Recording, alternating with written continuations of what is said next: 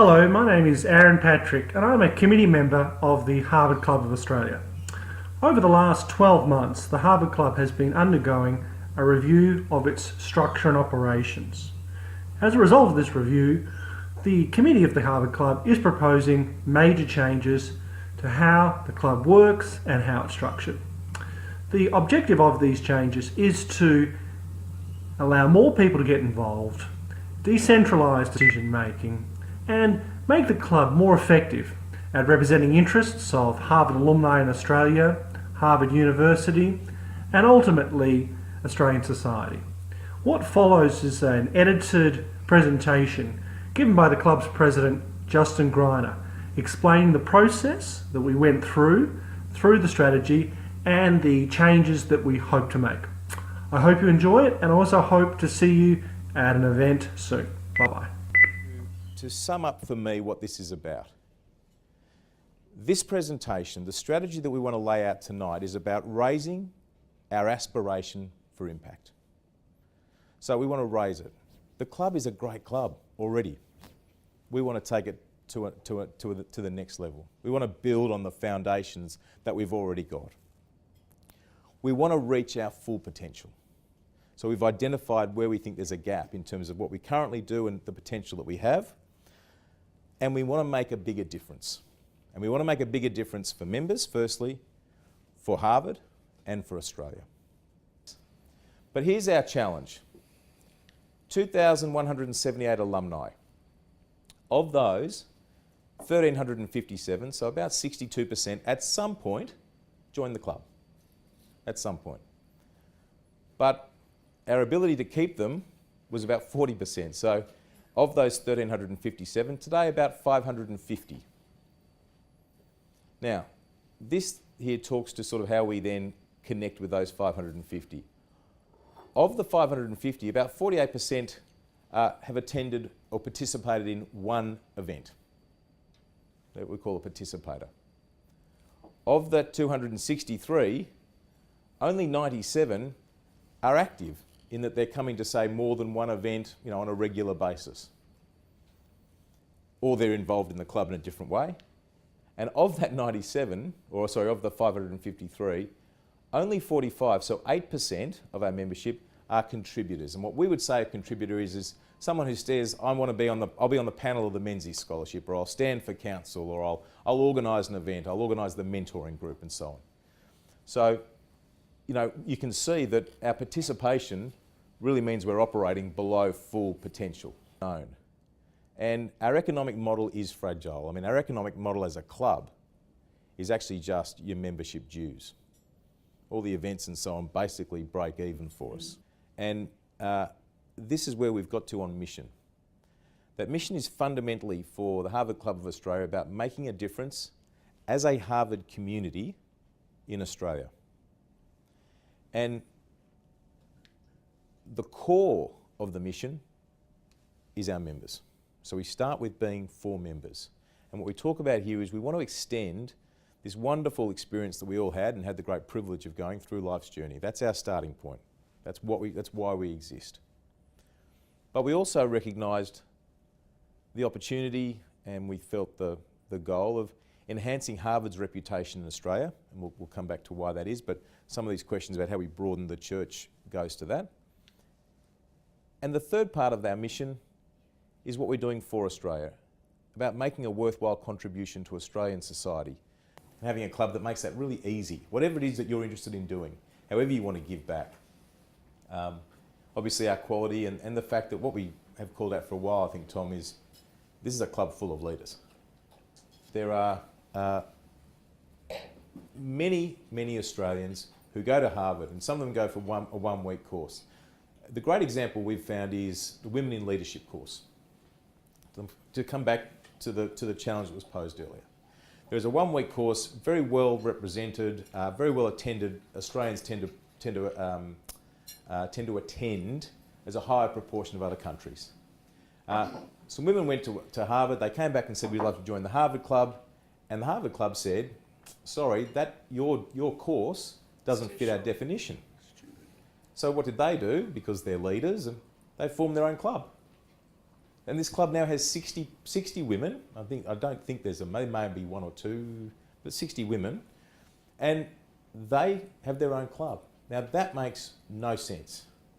The first thing we did was we talked to the Harvard Alumni Association and said, we want them to be able to become members. And they said, no problems. And they're going to, whether we call them associate members or members, but we're going to open up and broaden the church. The next thing we're going to do is we're going to form SIGs. And I'm going to explain what that means, but special interest groups. We're going to extend chapters. Mohammed's here from New Zealand. What this might mean is there may be a special interest group in New Zealand that's part of this club, you know, to take it to its logical potential. We're going to have more events.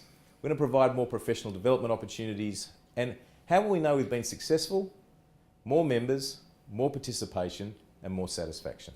We want to promote Harvard to our best and brightest. So we want more Australians going to Harvard, undergrad, postgrad, whatever that might be.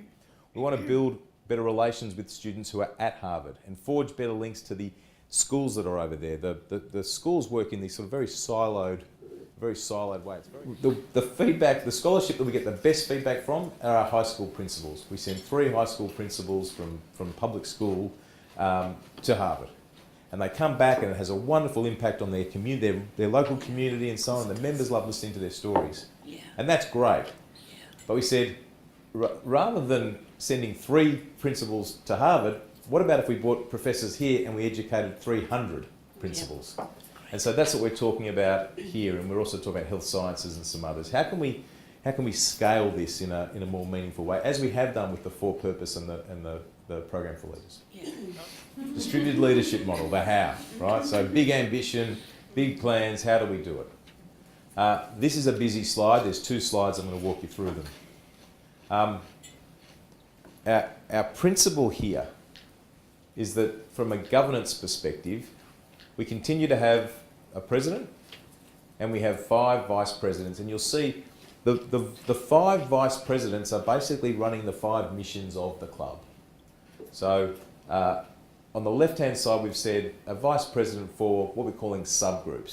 So the subgroups might be the geography, so that would be the Brisbane chapter, the South Australian chapter, the Canberra chapter, and that's what I'm saying.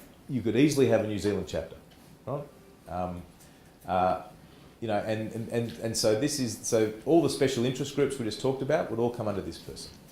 We've talked about Harvard, so a vice president who would basically have accountability for this mission, for members, for Australia, and then obviously we need to make sure we look after the club itself. So we have in fact today at the council meeting, you know, we signed off the accounts, all that stuff that has to get done in terms of good governance. A couple of things that you won't be familiar with, a norms committee.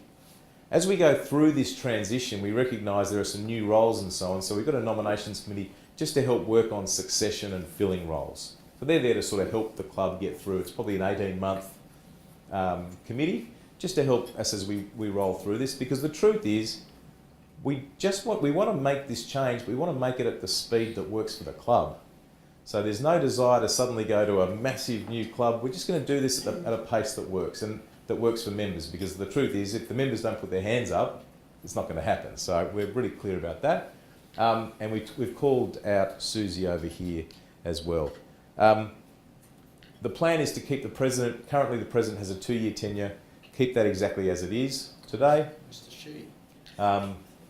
And then the vice presidents, thinking that it'll be a 3-year program, and what we might do is we might have someone only stay for this time round for 1 year, maybe these couple for 2 years and these people for 3 years. So we don't have vice presidents all leaving at once. So we have good continuity and so on. Now, this is the hero slide, okay? This is where it actually all happens. And really coming back to sort of Sian's point about distributed leadership. So PL are program leaders. And what we call out here is in some of these areas we have existing program leaders, and a lot of the other ones we don't. We're going to require new program leaders. This is our council. So what actually happens is, well, the people in the blue are responsible for the governance and making sure that we're, you know, if you want to organise an event, we can help you with that, the administration and so forth. It's the program leads. It's the person who puts their hand up and says, I want to take responsibility, accountability. I think that there's enough of an interest to build a scholarship for older women. You're a program lead. And whatever is of interest to you, as all of you sit there, this is our model for saying, we want to help you get in to the area that is of interest to you and do it. And I think what we recognise as we go through this is we will have to increase our capabilities. So in terms of things like social media, what sort of job are we doing today on social media? Probably not as good as we'd like to. Can we find more partnerships? Do we have the right tools, the right platform to actually collaborate so people can get stuff done? But the most important thing I think about this slide is this bit here. What we've called volunteer professionalism. We are really clear. This is about volunteers. It's people, who volunteer, give up their own time and so on. And what we're really trying to do with this model is we're trying to professionalise and make it easier for people to volunteer. So that's sort of our aim. And again, with your feedback, we might change it and tweak it and so on. But that's really that sits at the heart of why we think as a club we're going to be able to do this, because we're going to give our volunteers the tools to make it as easy as possible to be as impactful as possible.